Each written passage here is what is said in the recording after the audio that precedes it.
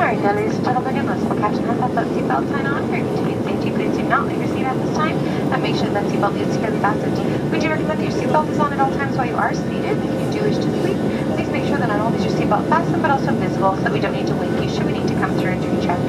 There are a total of 2 washrooms on board this aircraft, one in the front and one in the back, and as always, all WestJet flights are non-smoking. The Reliance satellite TV system has been activated for your viewing pleasure, and the TV controls are located on your armrest. If you do wish to turn your TV off, just hold the brightness button down until the screen goes black. That gentleman will be coming to the cabin here shortly to sell headsets in the case that you did not bring your own. And just a friendly reminder, folks, that all WestJet cabins are cashless cabins, and therefore we only do accept those major credit cards, which of course includes our WestJet RBC MasterCard. If you'd like additional information on that WestJet MasterCard, please feel free to look in that seat pocket in front of you, or ask one of your flight attendants. And you're welcome now to use any larger electronics such as laptops.